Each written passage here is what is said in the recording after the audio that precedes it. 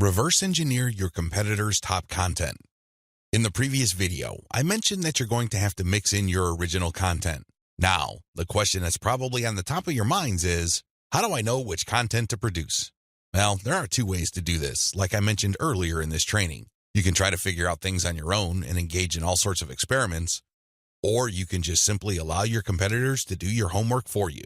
I hope you can see which path is the easiest. It should be obvious.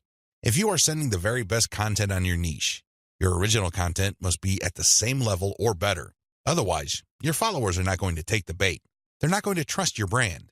They appreciate the fact that you're collecting all this information, and they're probably going to stick around and follow your social media accounts.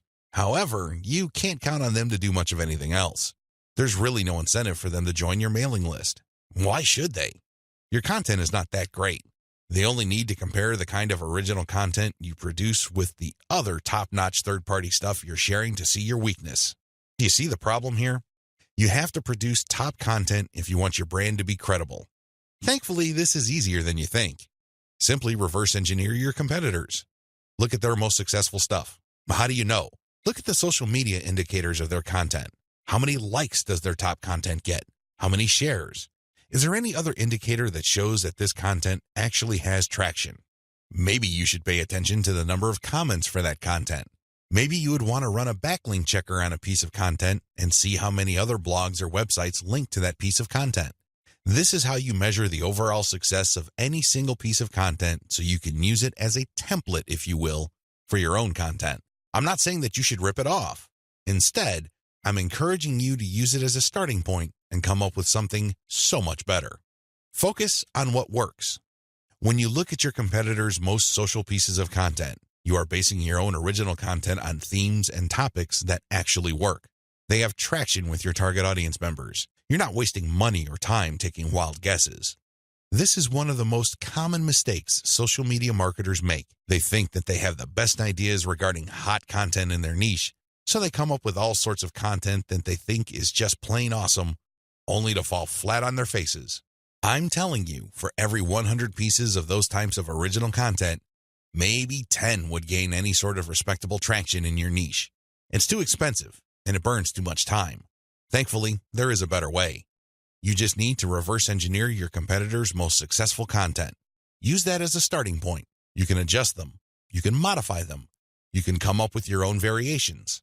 But at least you get a head start. At least you're in the ballpark when you start off. You're not just taking random shots in the dark. Learn from your own success. After you have started curating and mixing in your original content, pay attention to your statistics. They should tell you which of your content gets the most love. If you notice that a handful of your curated third-party content gets a lot of retweets, shares on Facebook, or any other indication of social media engagement, pay close attention to those pieces of content. At some level or another, they struck a nerve. They caught your audience members' attention in a very positive way. Find these successful curated pieces of content and create original versions of them. Similarly, if you have many different original pieces of content, only a handful of them will be really successful. Pay attention to those. Find them. Once you've identified them, create more of them. Focus on the same themes and present similar information the same way. The key here is to focus on what works and expand it and grow it. Ditch the stuff that failed. Build on your strengths.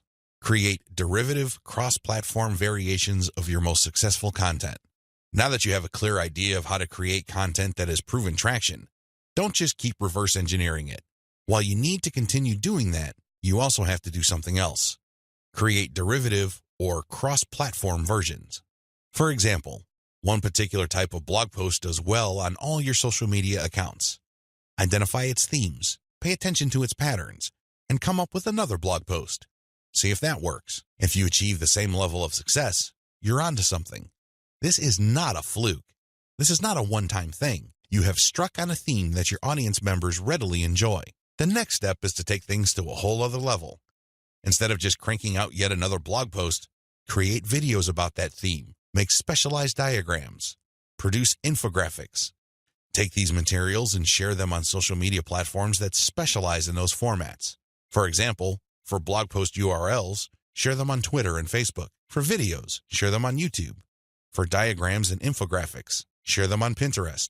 Drilling even deeper, Look at your hottest blog posts and strip out key questions and use these as leads or titles for tweets. Tweet the same content several times over the course of a week.